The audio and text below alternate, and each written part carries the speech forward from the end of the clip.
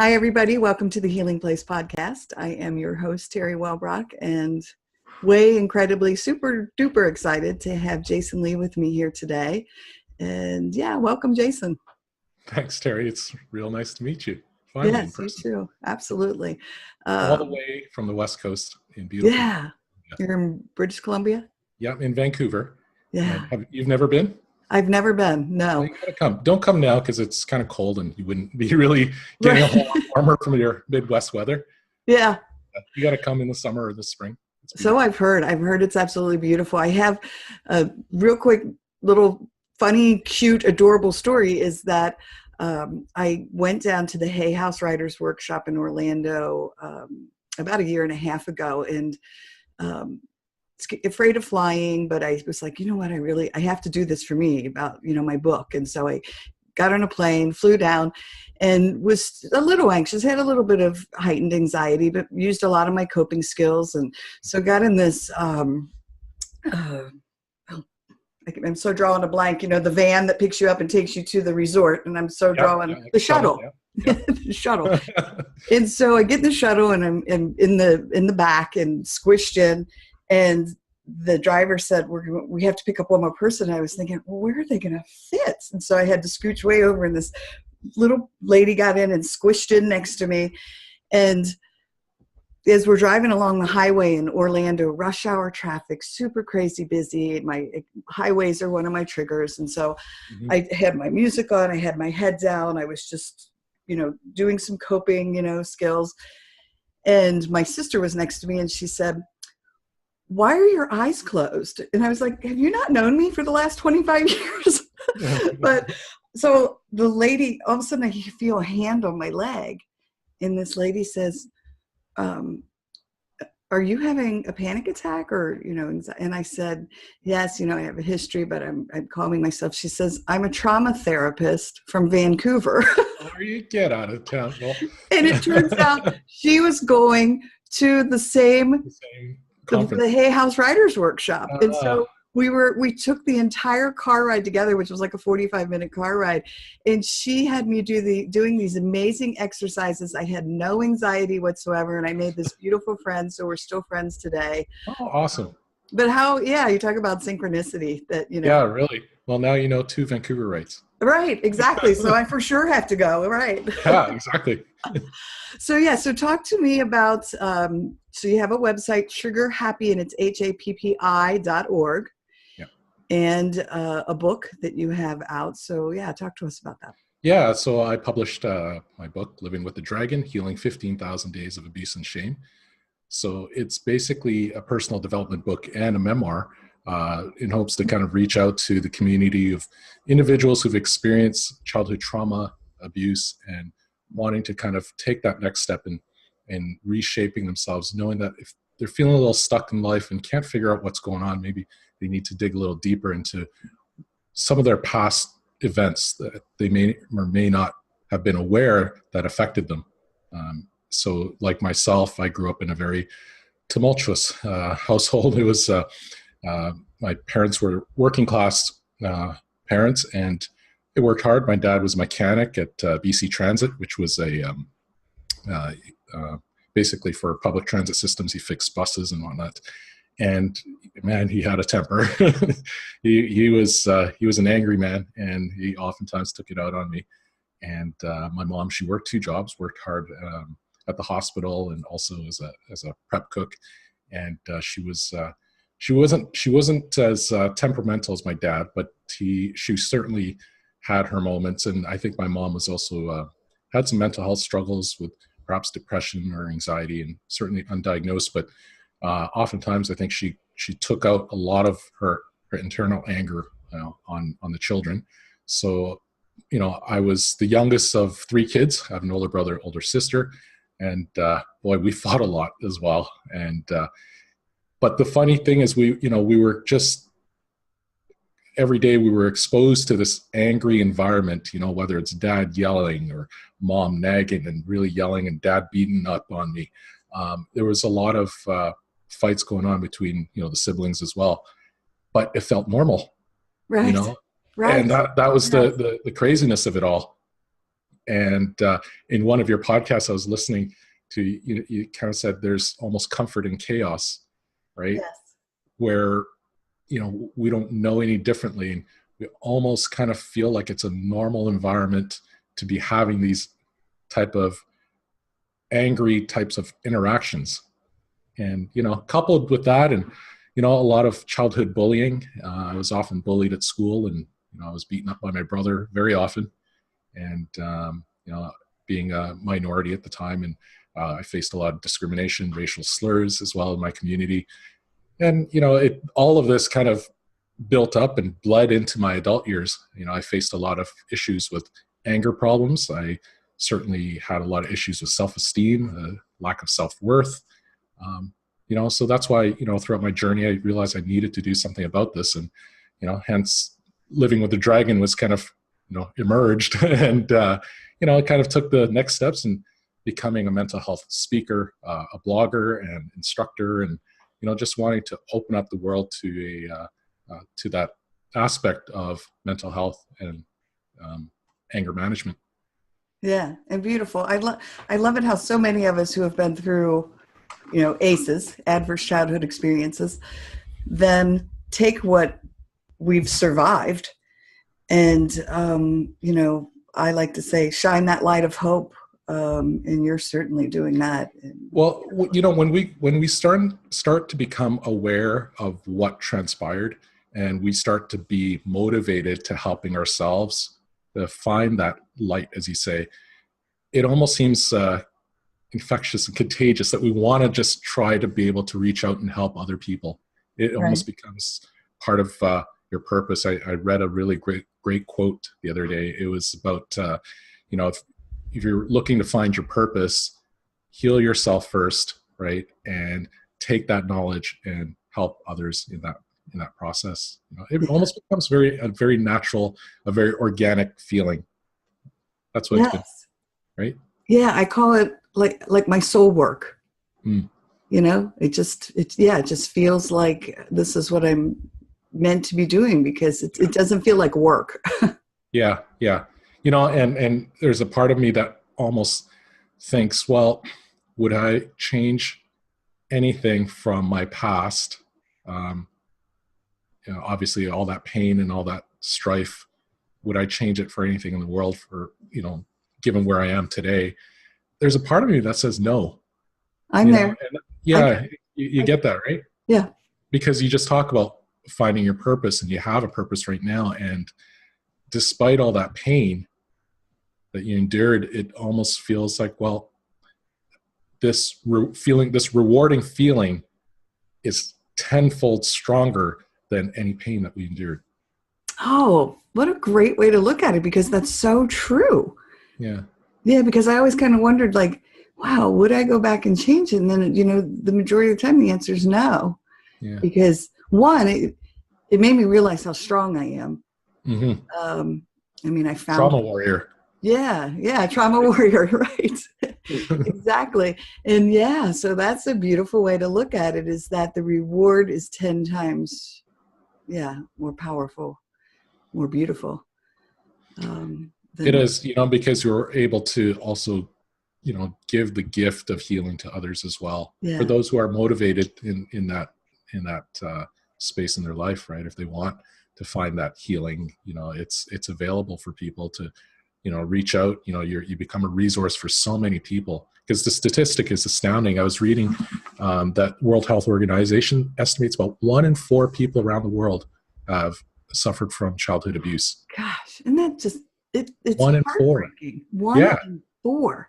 And I think in the States, if I'm correct, correct me if I'm wrong, because I don't live there, there's about 6 million children who face childhood abuse every year. There's 6 million reports. It's just, again, heartbreaking. I know more the statistics of, the 1 in 4 sexual abuse here in the States, and for girls, and 1 in 7, or it might be 1 in 6, which is sad that it's getting more prevalent. Yeah. Again, just heartbreaking statistics. Yeah, it is. And, I think we need more individuals such as yourself and the ACE community to raise that awareness, and to, raise our hands to try to put an end to it, or to help people stop that cycle of abuse and anger, right? Yes. And I was just going to say, when you can help heal the adults who were hurt as children, and for them to find healing, then you stop that cycle. It's no longer perpetuating. Yeah. And that's one of my goals as a parent, for sure. And you could probably relate as a parent as well, is that, I for one have had anger issues where, it got to a boiling point where I said, you know what, if I'm not going to stop this cycle, this is just going to get passed down to my son. Right. And I can't live with that. Right. So, had to really take that deep dive, that painful dive of looking into yourself and trying to course correct so that I could break that chain, so that he has a much better role model to look up to, that he has better beliefs that he can develop, and also healthier self-esteem too for him. Right. Well, and I was just making a video and talking about EMDR and PTSD diagnosis, but one of the things I talked about was my dad. My dad hit me until I was 10. And then my dad sought counseling, and I'll never forget the day he sat me on his lap when I was 10 years old and said, I never should have hit you. I realize that now. I was taking my anger out on you, my frustrations, with my mom being an alcoholic. And he said, I will never hit you again. And he never did. And that was a very powerful moment for a 10-year-old me, because one, I understood forgiveness, but two, to have this man that I was so terrified of, apologize. And it was just, And so again, I think of these parents out there, who are struggling, and if we can reach them in an ACEs connection, resilience building kind of way, and help them heal, like my dad received counseling and healed. Yeah. I mean, what an amazing difference it'll make in their children's lives when they. And I want to add, what a brave man he was for doing that, right? And makes me kind of question and wonder, like, what made him realize and have that self-awareness that he needed to find help, right? And I think that's amazing, because not many of us are either brave enough, or we're often in denial that we're having a problem, right? Right. And that's one of the things that I was at a community speaking event for Bell Let's Talk Day a few weeks ago, and this Society on Raising Mental Health Awareness says, well, you know what? It's great that we're reaching out to those people who are already well on their way in their journey of healing and recovery. Kudos to them, because it takes a lot of effort and energy to do that. But the ultimate goal is to have that snowball effect where we could pick up and gather more people who aren't aware or who are in denial of their behaviors, right? Yeah. And the impact. The impact that it's having, right, on their children. And And that's one of my goals too, with my book and with my speaking events, and even just sharing coming public on social media, is that I really want to kind of just raise awareness to people out there to say, hey, like any ordinary guy, working class guy, he's a guy you see at the supermarket or filling his, gas tank at the gas station, may have some problems from their past that they can safely address. And there is no shame. There's no, there is no embarrassment that needs to be, it doesn't need to be frowned upon. We just kind of have to dig deep and find that courage to kind of say, hey, yeah, maybe it hasn't affected me over the years. Like maybe my anger, or maybe my depression or anxiety is a result of, what transpired in the past. And that's what kind of my goal is, just raise awareness. Just to kind of like that aha moment, or plant the seed, Yeah. Yeah. Because now that everything's coming, to light with how trauma affects us on a physiological basis. And it does get stored, and it, it's wonderful, because we can start to say, hey, this is what's happening. This is what, what happened to you in the past. You can't just forget it and move on. Yeah. It did have an impact. And that was my life, Teri. I mean, for the better part of my adulthood was that, so I moved out of my family home around my early 20s, I think 21 or 22. And I had nothing to do with my parents, had nothing to do with my brother at the time. I lived with my sister, and I thought, I did it. I made it. Everything's hunky dory. I got a job. I got a girlfriend. Got a social life, and I thought I had it figured out. And I remember saying to either my friends or my sister that that's it. My problems are done. I don't have to deal with mom and dad anymore. I don't have to deal with my brother anymore. But you know what? It's like the old saying goes, the past catches up to you, right? Eventually we'll catch up to you. You can't run away from your problems. All cliches, but so true. Right. And it did, my relationships, I had anger problems. I had abusive tendencies, very, very emotionally, very verbally, emotionally abusive individual. And it wasn't healthy. And obviously it was taking my anger out on my son as well as in his younger years. And, call it lack of awareness, denial, not having the courage or the balls to kind of say, hey, I got a problem, right? Yeah. No one wants to admit that they've got a problem, right? But, once you kind of do that, and what I've found is that once I've kind of opened that gateway and just openly said, yeah, I had a problem, it became a lot easier. And it actually became a lot normalized for myself to want to seek help, because it actually, looking at my past, frightens me a lot, because that's the person that I don't want to ever become again.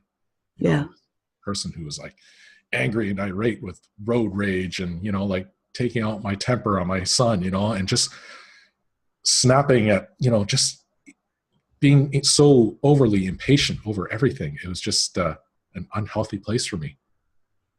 Yeah. Well, kudos to you. I mean, I applaud you for being able to look in the mirror and say, you know what, this is a problem and I need to do something about it. So, well, when you think about it, I mean, for those of us who've faced some sort of abuse or trauma in our childhood, we've had, for me, the physical abuse probably stopped. I want to say maybe when I was around 10 or 12 years old. And then there came the emotional abuse, the verbal abuse of, you're useless, you're lazy, you're good for nothing. That went on for, well over into my teenage years. I guess even to some extent my adult years. So you think about, the 30, 40 years that I had of this tangled web of low self-esteem, lack of self-love, lack of self-worth. And I've only recently come to discover this about myself, maybe in the last 5 years. I've got so much to untangle, right? And it's not going to happen overnight, is it? Right? No, I'm laughing because I just had this conversation today when I said, in one of my EMDR sessions, I said, she would always ask, what's happening, what's going on? And I said, I feel like I'm sitting on the floor holding this giant, have you ever seen Christmas Vacation, the movie? With the big tangled web of with the big lights. Giant ball, like Ross is like, Dad, And I said, I feel like this is like, I don't even know where to start with this big, so I get what you're saying, yes. Yeah. I mean, there's a lot. And when I kind of took the first steps in this journey, I knew this was going to be a lifelong thing. Yeah. So what resources did you utilize when you first started along the journey? I guess first and foremost, I went to talk to my family doctor about my depression. So a little bit of medication helped me get into a right frame of mind to seek counseling. Yes. And the way I know there's different perspectives on medication, but how I look at medication is like a set of crutches, right? Yeah. It's not going to be there to support you all the way. It's not going to carry you throughout your entire life. Right. But it's going to help you to take that next step into whether it's counseling or whether it's group therapy or different forms of therapy. So that's what I did. So I went to my family doctor first, and then I worked aggressively with a number of different counselors. I probably had at one time, about 4 or 5 different counselors I was working with at the same time, kind of for different needs. One was kind of more cognitive behavior therapy. One was working in anger management men's group. And I tell you, that one was freaky because I remember I voluntarily went into this anger management group, and the rest of the people there, the men there, were mandated by the government because they were, they had been court orders. They were physically abusive. They literally like beat their wives or beat their kids and stuff. Wow. And I was like kind of nervous. I was sitting in the room and I was like, hands underneath my legs, and it's like, hi, I'm Jason. But then, you know what? After maybe about 30 minutes to 60 minutes into the session, I felt super safe. And I felt, you know what? It was wrong of me to judge you because I'm no different. Because I have anger problems. I've been abusive. Just because I wasn't mandated doesn't make me, anything less than you or anything more than you, right? Like, we're all in here for the same reason. We're all in here to reshape our thinking. Right? Yeah.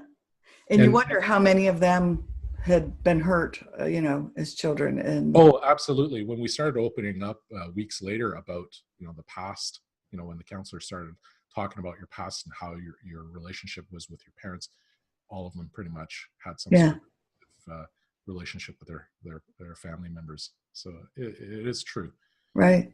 Yeah. So, worked with a lot of counselors and different groups. And the most important resource, Teri, for me was practicing a lot of the self-care exercises that I learned, whether it's breathing, meditation. The biggest one for me is self-awareness. So I do this thing where I teach about body mapping. And that's basically a mindful meditation of your understanding different triggers and pressure points in your body. And when you kind of practice recognizing your body triggers, let's say you're feeling like a tightness in your chest or a numbness in your forehead, it's raising an alarm bell for you to say, hey, I better look after this, or something could get dicey. I might start to get angry, or I might start to feel a little anxious. Your body's telling you something. So bringing that mindful connection between your body and your thoughts is super important. And that's one of the things that I continue to practice regularly, even while I'm driving. I've done a lot of self-talk. I read this book. It's by a local author, a BC author, Calvin Sanborn. It's called Becoming the Kind Father. And it's a story about a young, when he was a young boy, he was abused by his father, and he grew up to be an angry, abusive man as well. And it's a book that talks about becoming that father you never had, right? Or that parent you never had. Yeah. And talking to yourself in kindness with compassion and patience. So, sometimes I'm driving home from work, and, if I had a rough day at work, for instance, I do a little self-talk, in the car. It's like, hey, how's your day, Jason? And I would answer. It's like, yeah, it was good. Or, I had it rough with my boss today, or such and so. And, I would reply. It's like, no, that's okay. Like, tomorrow's a new day, or, make sure you look after yourself, and, very gentle words to myself. So, it's not as crazy as he sounds. No, I do it. I get it. Yeah. I so get you, man. Yeah, good. Okay. I do it more from be your own best friend. Like, right. But positive exactly. Self-talk. Like, I get it. It's like Gollum in Lord of the Rings, but precious? Nothing like that. Yeah. But I do love sashimi though. So anyway, so I do a lot of self-talk. So those are the tools that's really kind of helped me in my journey. So I have a question about the body mapping thing, just because it piqued my curiosity and I had not heard that before. Do you move into, do you then focus on that body sensation and move into it and give it attention? Or do you redirect and do like a breathing technique or, a meditative thing, like a mindfulness thing to kind of dissipate it? I don't dissipate it, I bring that mindful attention to that localized area. So for instance, in that body mapping exercise, I'll basically focus in, let's say like clenching your fist, holding it there, recognize how that feels, release it, recognize how that feels. Same thing, you know, like frown and, you know, hold on to that frown and recognize that feeling right there. Yeah. So if you do that regularly, when it does happen, let's say I'm having a very frustrating moment, let's say with my son, you know, all of a sudden I'm feeling that scowl, that frown, it automatically sends a signal to my brain because it's now become conditioned to know, hey, this is an angry feeling in my temple now that I better slow down and deal with it and do something about it, right? And then of course, then I go to the next step of self-soothing, you know, self-care, right? So those are and that's something I've practiced very often. That's super cool. I love that. It is. And, you know, the way I look at it is that these skills that we learn, we have to practice it. It's like riding a bike or driving. Right. You know, if you do it once or twice, it's not going to do you a whole lot of good. And especially for trauma survivors, I feel, because we have such heightened emotions and sensitivities, we have to really pay attention to a lot of the triggers, a lot of the things that our body and our thoughts are telling us, right? Yeah, well, and we have such habitual, I know I had a lot of habitual, you know, responses. And so I had to really make an effort to change my habit formation. Yes. But what you just talked about is a beautiful way to do that, in that noticing the physiological, you know, response that you're having. And I had heard before moving into it, which is why I asked if that's what you did, because I just think that's such a cool to move into it. Yeah, for sure. And, you know, and a lot of these skills, you know, they're easy to do. And, you know, in some instances you could just practice it before bedtime.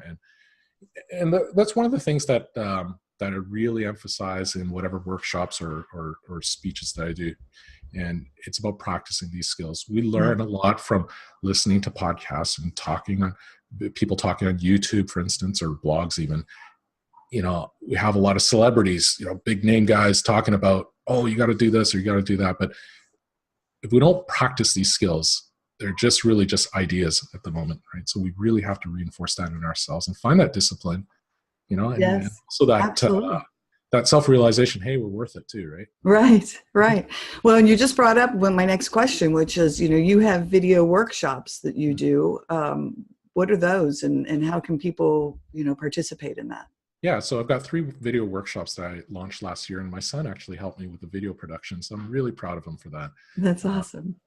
So I've got 3 tiers, 3 levels essentially for it. And the first one is basically called managing your stress, you know, and I know that it's kind of an entry level workshop where it guides people to using different tools and techniques on managing stress and things like anxiety and depression. So from breathing techniques to something I call a 4-second breathing technique, of course, the body mapping, to just being mindful and eating, simple things like that. So it's kind of like, well, if you're not really quite there to get your, you know, ready for that first step into your journey, this will be a great way to get your feet wet, right? Okay. And then the second workshop is what I call boosting your mental health and communication skills. So it's about interactions and forms of communication with, whether it's with other people, such as your partner, or with people at work.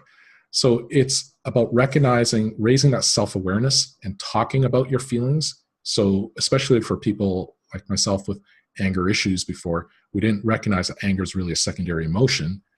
And there's like a whole array of different words that we could use to describe our feelings, from frustrated to stressed to anxious, and recognizing and not just jumping from 0 to anger right away, but recognizing those other primary feelings and then using them in communication. So like I'd say to you, Teri, I feel frustrated today from work. I mean, of course, this is a very simplified example, but I feel frustrated today from work, and you know, and I'm feeling really tired, right? I feel stressed out. As opposed to, Teri, I'm pissed at my boss. Yeah, exactly. I'm pissed at my boss, you know. Right. I hate this, you know, and slam the door, you know. Kind of. Right. So it's just, so that's the second workshop. And then the third workshop, which is really culmination of everything that I've done. It's called Healing Your Life from Childhood Abuse and Trauma. And that's the one where I really want to send the message home about our subconscious beliefs about ourselves if we face adversity as a kid, and about recognizing our self-worth, our self-esteem, a lot of the subconscious messages. And the biggest enemy of all is shame. And I go into that, talking about shame. Right. Yeah. Right. So that's kind of the 3 workshops, and that's available. You could get it through my workshop. It's on Udemy as well. And, it's just something I'm very passionate about, and I just want to share with people out there. Yeah. Well, it's beautiful, and I love it. And I love the idea of, workshops and online courses and webinars and any way to help people, heal. And, which again, I do this podcast because, and bring amazing people like you on board, because there's somebody out there, and hopefully lots of somebodies who are going to find you through this. And, you're going to be that person to hold their hand. And I've got a question for you, Teri. Sure. How's your response been with men, particularly, like in terms of men reaching out for help, or is it more of it's more female? Female, right? Yeah. Yes. Yeah. And that's one of my goals too, in the long run, is kind of open the doorway for guys. Right. Right. But I think that's starting to change. I truly do, because I think more men are starting to realize, that they have, most likely, a post-traumatic stress disorder, or, that they have the symptoms of it. And they're starting to understand that's where their anger is stemming from, or their depression, And so I think it's wonderful. And I hope that's why, again, what you're doing is amazing, because, you can reach out to men. Obviously women too, but when you have a man standing up and saying, what you're saying about anger, it's going to resonate. Yeah, exactly. If I raise my hand and all of a sudden it becomes kind of infectious, and everyone else kind of gets drawn to it. They feel, how I see things is that when we become vulnerable and when we open up, kind of our wounds, we're providing a safe space for other people as well to do the same. Absolutely. So it's kind of a platform of safety for other people to kind of want to open up as well. Because How many times have you, when you talk about your personal experiences, Teri, how often do people come up to you right afterwards and say, that story was amazing, and I want to tell you about my story? Yeah. Yeah. Oh, when I first started, I first started testing the waters on Facebook. My poor friends and family, they got inundated with my trauma history. Yeah. But what I found just blew me out of the water was how many private messages or texts that I got, not in response to my post, but privately, that said, "Oh my God, me too." Yeah. I had this happen, or I had that happen. And like, how did you do it? And so these conversations would start, or I would have, will you meet me at Starbucks? And, we'd have a coffee and we'd meet, and we'd have these powerful, beautiful, soul to soul conversations. And because like you said, I was the first to put my hand up, and then others, were like, yeah, me too. And when you hear other people kind of reaching out to you like that, it doesn't that give you fuel to just keep on doing it? Yes. Oh, right? For sure. It's like we talk about, circles back to the whole purpose discussion, right? Definitely. So I'm going to throw my favorite question at you now. Okay, what's that? If you could meet anyone in the world, dead or alive, to help you with your continued journey, who would it be? If I can meet anyone, dead or alive. Wow. So many. But if I could pick one. I know. I think that's why I love this question. So I know. It makes people think, right? I know, right? Good thing you caught me at this time of day, not like 5 a.m. in the morning. I'm going to have to say my childhood self. No. I'd love to meet myself as a kid, as a young boy who was often vulnerable, often hurt, often, kicked down, both, physically and metaphorically, and reach out to him and give him a big hug and tell him everything's going to be okay and that I love him. Oh my gosh, that is just like the coolest answer, because I wanted to just like reach out and hug you when you said it. That was great. I mean, what? Don't we all really, ultimately, don't we all? We want to kind of say, and give that love that was missing. Yeah, that's powerful. Yeah, beautiful. That's a great question, though. Yeah, well, thank you. Thank you for that. Yeah, I mean, that's going to have me thinking. I'm going to be journaling on that for a few days. There you go. Food for thought. Yeah, exactly.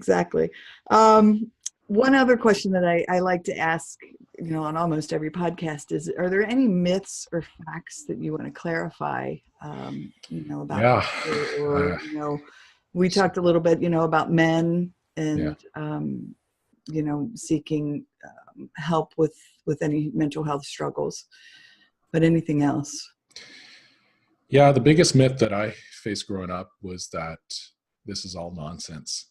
Like childhood abuse, trauma that affects you, that's all nonsense. Right. I've been told that many times growing up, and even as an adult when I try to address my problems, that, this has affected me, like the abuse affected me, whether it's through my depression, through my anger problems, and it was quickly brushed aside, dismissed, minimalized, and said, that's all nonsense. And it's all in your head, and it's you that has to change.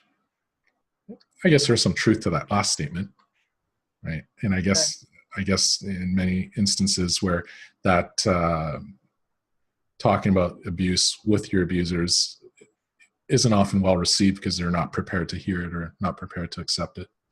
So that's the biggest myth. Yeah.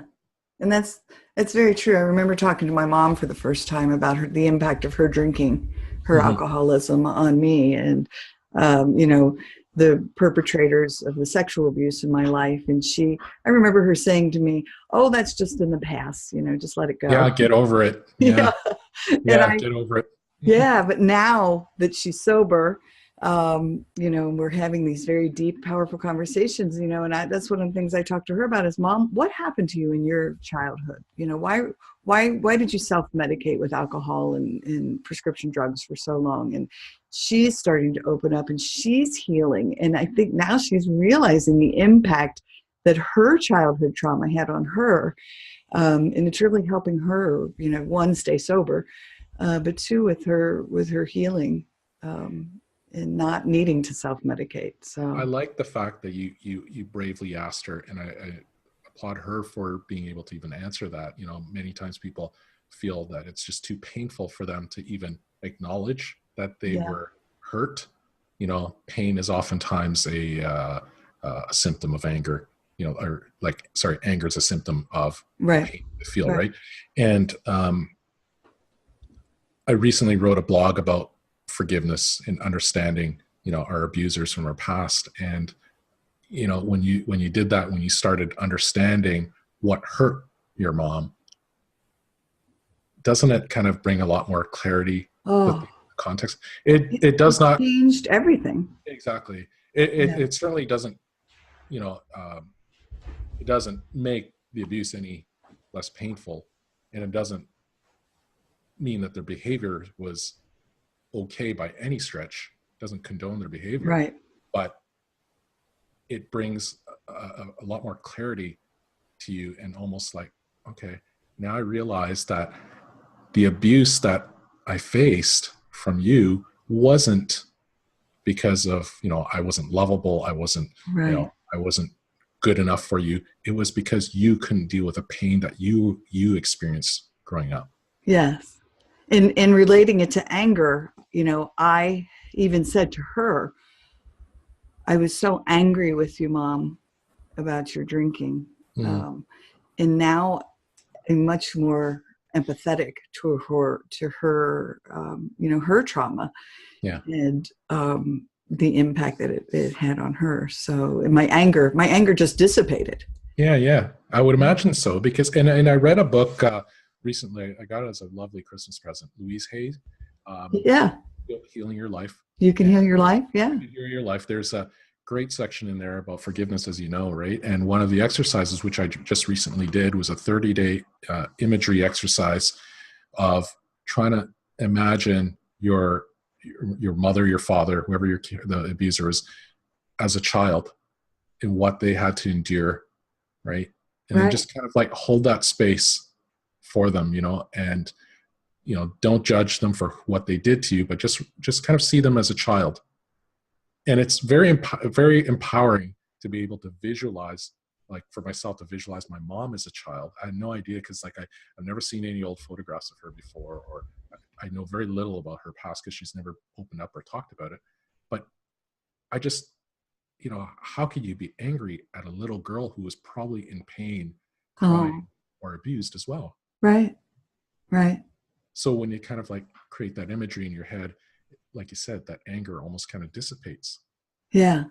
Well, and that's why I say, I mean, this ACEs, all of this coming to light, being a part of the ACEs community, but, the Oprah interview with Dr. Bruce Perry, I mean, and just kind of bringing it all to the forefront, that was the moment that I kind of took a step back, which I was so kind of surprised at myself that I hadn't done it yet, but it was almost like I was blinded to it, and took a step back, and I was like, I wonder what happened to my mom. Like, I wonder if that's where this is all coming from. And and it opened up those doors to communication. So yeah. I hope to get to that point. So, yeah. Yeah. Cause I think you're absolutely right. And I think that's a very big step, is to really have that healthier relationship, with your caregiver, if it is even at all possible. Right. Right. I know it's obviously harder for a lot of people than others. And oh, sure. Yeah. I mean, obviously my mom was receptive to, but I'm sure there'd be people who would not be, because they're not ready. Yeah. And may never be, but it would, at least healing, I think, to make an effort maybe, but yeah. So last question, what is your dream job, and are you doing it? Oh boy, I love these questions. I'll tell you my 2 dream jobs as a kid, and I'll tell you my dream job now. When I was growing up, so I'm Canadian, right? So I'm a huge hockey fan, and so I've always been a huge fan of the Arizona Coyotes, and always wanted to be the goaltender for the Arizona Coyotes. They're not a very good team, mind you. So, I thought, hey, I could be better than so-and-so in net. So right. Yes. But so that was dream job number 1. Dream job number 2, when I was even younger, I was a huge fan of watching Brady Bunch, and I always wanted to be Mike Brady. That's Brady. Awesome. I love the Brady Bunch. Yeah. And I wanted to be an architect. I had no idea what they did. I always wanted to be Mike Brady. He's just such a cool guy, Because he's walking around, he's working in his den, he's sketching who knows what, and he's carrying that tube in the amusement park. And that was at Kings Island in Cincinnati. Just FYI, that was a big deal here in Cincinnati when the Brady Bunch came to Kings Island. There you go. Wow. Yeah, I didn't know that. Trivia. Exactly. You've learned something today about Cincinnati. Yeah. Wow. Now I really want to become that architect. Right. And I guess as an adult, I've obviously in the last few years, I've really enjoyed doing what I'm doing on the side, which is, being an author, speaker, and mental health advocate. I think a cool job would be somehow combining travel with kind of helping to share awareness and to learn about other people and their stories as well. And I thought about Anthony Bourdain, and kind of doing a collection of what he's done of reaching out to people and understanding the soul and the depths of whether it's the food or the travel and the people. Yeah. And just kind of digging deeper into what makes people think and tick. Right. That's cool. I've thought about, and I've said it to other people, like I would love to do like an ACEs tour, like get a bunch of us together, these like-minded, and just go to places, not necessarily like speaking in these gigantic auditoriums. Yeah. Talking to people, just talking to people. Yeah, that'd be so cool. I know. Yeah, right. I got to come out there anyway. So yeah. Yeah, there you go. So anything else that you want to talk about, touch on before we end this? Well, no, it's just really I love the work that you do, Teri, and you've been recently followed your Facebook page and your website, and I just want to really applaud you for taking that step in your journey. You've been through a hell of a lot, and you're really a beacon right now for so many people, and thank you for that. Well, thank you. Touch my heart. And I can say the same for you. And again, I just think, I'm telling the audience, if you want to read beautiful writing, I'm very drawn to beautiful writing. Check out Jason's blogs and his writing, because, again, the work you're doing is beautiful as well. And I thank you for it and shining your light of hope. Thank you. Yeah, for sure. All right. Well, I'm going to do a quick little closeout here. Everybody, thank you for joining us today. And until next time, remember to be gentle with yourselves. Thanks. Bye-bye.